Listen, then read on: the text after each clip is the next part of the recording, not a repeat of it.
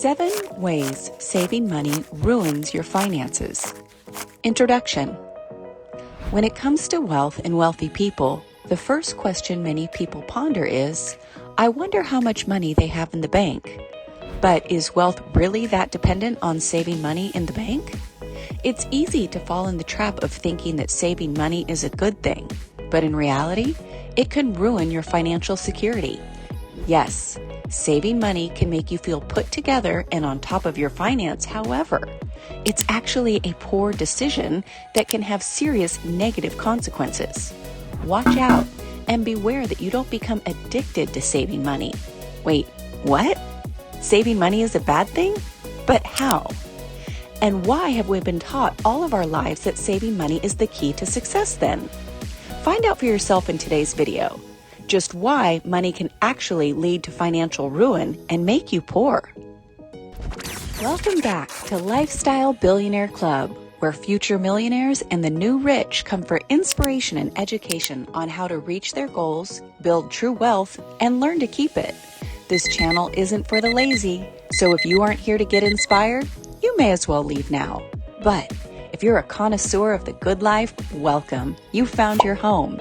And before we get into today's video, if you're dedicated to hitting your next level and continue to learn and grow, hit the like button, subscribe to the channel, and turn on post notifications.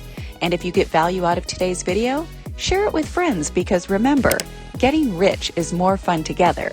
So let's get into it, shall we? 7 ways that saving money is actually bad for you. Number 1. You can easily feel deprived and fall into a depression when it comes to saving money in the bank. Many of us think of it as a security blanket. After all, who wouldn't want to look at their bank account and see multiple commas and a gigantic balance? But the reality is, saving money can actually be a detriment to your health. You heard that right, your health. According to a study published in the Journal of Positive Psychology, 2 groups were studied closely. There were those who saved their money and those who did not. The group that saved all of their money actually felt more deprived than the group that didn't save. Now, we're not saying you should go out and blow all of your money or that instant gratification is necessarily the answer. But if you get into the habit of only saving your money, never spending it or using it, then you become dependent on it and fall victim to an inanimate concept that can't actually do anything for you past give you a little self-confidence and security. Depression and feeling deprived are 2 of the most common mental health issues out there today. Many people think that they need to save all of their money in order to avoid falling into a depression. But this is not the case. In fact, putting all of your money into a savings account can actually lead to a depressed state. This is because our brains are hardwired to seek out things that make us happy and satisfy our needs. Money is a tool that we use to transact for those needs. And consistently depriving ourselves of some of the pleasures and enjoyments in life can lead us to feeling alone and zapped of purpose. When we have too much money, yet few things to show for it, we might start to feel like we're missing out on life. We might isolate ourselves from friends and family because we don't want to spend any time with them or aren't willing to spend any of our hard-earned money on the things that they're currently enjoying with their money. You've got to be wise with your money, but being wise also means enjoying it a little bit as you go. Number 2. You may miss out on opportunities to invest your money and grow its value. If you're like most average Americans, you probably rely on your savings account to hold the majority of your money. Unfortunately, this is by far and wide not the best way to invest your money. Savings accounts don't offer a lot of opportunities to grow their value over time. In fact, most banks only allow you to earn a maximum of 1% annual interest on your deposits, and while inflation is eating away at your purchasing power at rates greater than the savings rate. This means that if you save $1,000 for 1 year, only $10 in interest will be earned, but you might actually lose $20 in purchasing power. If you want to earn more money on your savings, consider investing in a CD, certificate of deposit, or bond instead. These keep you relatively liquid and keep your cash accessible. But these types of investments offer higher returns than savings accounts. And they also provide stability and peace of mind when it comes to your finances. By investing in these kind of products, you can ensure that your money is getting a good return and is being used productively instead of sitting in a bank account collecting dust. In addition, when they factor in bank charges, most people find that they are actually paying the bank to hold on to their hard-earned money for them. And we won't stop there at CDs and bonds. Far better to learn to actually invest your cash rather than store it up in bank offerings. Investing takes a little more work and a lot more hands-on approach with your money, but it's how real wealth is made. Number 3, you get stuck in the middle class. If you're like most Americans, you probably think of yourself as middle class. After all, your income is likely somewhere in the middle of the pack, not too high, not too low. Of course, we'd like to change that for you, and that's why you're watching our videos. But let's assume you're still on your journey to wealth. If you put all your money into savings, you may be further solidifying and ensuring that you will stay in the middle class forever. Yes, Americans have long been taught that saving money is the key to a secure financial future. But this advice might not be as sound as it seems. According to a recent report from the New York Times, if you put all of your money into savings accounts, you're more likely to end up in the middle class than if you use it to buy stocks and invest in businesses.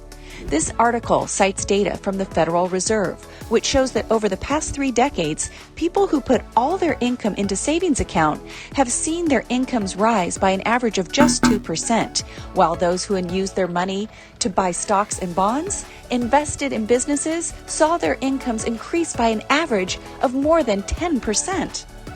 Taking an active interest in how your money is growing, learning to put it to work for you, and expanding your knowledge are all positive steps toward growing a more robust lifestyle.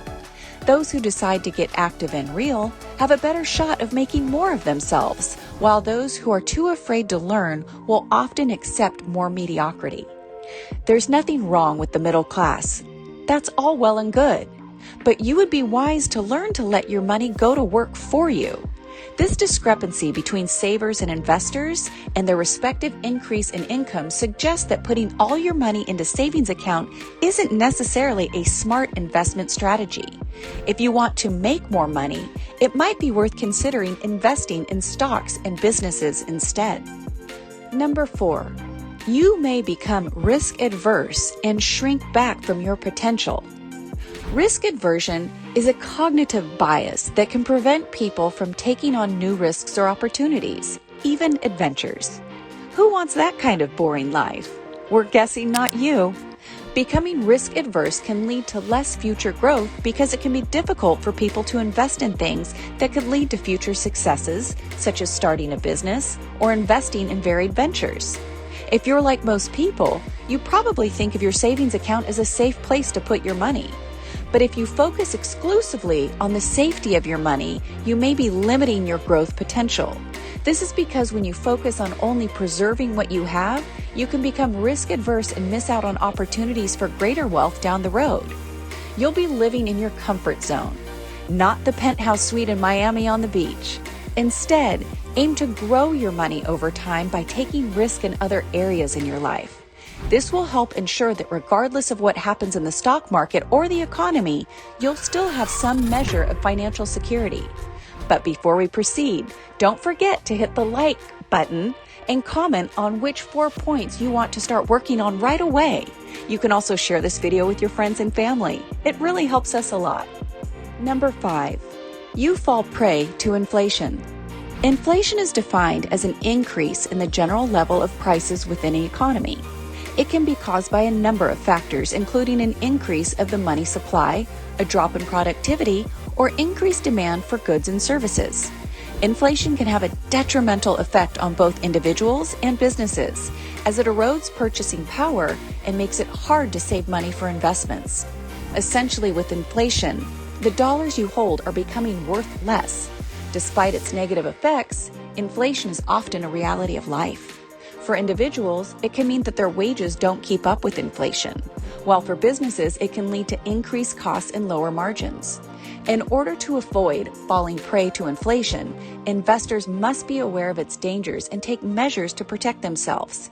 In the case of inflation and a person who keeps their money in savings, that's often an expensive mistake. Inflation will eat away at your savings over time, and if you don't use them to purchase goods and services, while businesses you invest in can change their prices and give you better returns, you simply can't tell a bank to give you a higher interest rate due to inflation. In fact, during this time, you may be faced with a lower bank interest savings rate. Number 6. A single scam or hack can wipe out your entire savings. Year after year, there have been several small and massive bank heists that have affected customers all over the world. These heists involve thieves digitally breaking into banks and taking away large sums of money from customers' accounts. In some cases, the stolen money was enough to wipe out an entire person's savings account. Yes, there is an FDIC, but do you really want to wait around for them to restore your stolen money? That's why it's important for you to have a mix of different types of investments so that if something goes wrong, you can still cover your needs. For example, having a portfolio of stocks, bonds, and real estate spread across different banks and accounts can help protect your assets if the stock market crashes or if you fall prey to a scam. And make sure to monitor your investments regularly so you don't fall victim to scams or hacks. Theft from hacks and scams can be devastating because it can cause people to lose everything that they have saved up over time. Number 7. Your credit card score can suffer if you have a large amount of savings in comparison to your debt payments. Your credit card can suffer if you have a large amount of savings in comparison to your proposed debt payments. This is because lenders look at your overall financial situation when considering a loan, and an excessive amount of savings can indicate that you're prepared to handle a financial setback without resorting to borrowing. Additionally, if you have too much money parked in savings accounts instead of growth assets such as real estate, it could lead banks to rate your credit worth lower when they decide whether or not to provide you with a loan. Essentially, having too little debt relative to your savings might make it harder for you to get approved for a mortgage or credit card. If this is something that's concerning you, consider having your balances remain closer to what would be considered normal and continue to invest and diversify your money rather than keeping it all pooled in one single savings account. Conclusion. In conclusion, saving money can be a great way to make yourself wealthier in the long run, but it's important to do it the right way. Remember, saving money is not the best way to improve your financial situation. But if you do save money, it is important to do so in a way that doesn't compromise your quality of life. Look at savings as the first stepping stone to wealth, but not the whole ladder. Savings should go to investments, which should lead to asset purchases, which should lead to income. Income then leads back to more savings, and the cycle continues on. This is called the cycle of the wealthy. We understand that many of you may be holding differing options, but we would like to hear your thoughts. If you have any thoughts on additional tips or perspective, let us know in the comments below what 1 or 2 points you'd add. Also, you may comment on what points that you may not totally agree with. We look forward to reading your comments, and we'll see you in the next one. Thanks for watching, and check out this video and tap on the left corner of your screen. As always, remember to subscribe and turn on post notifications.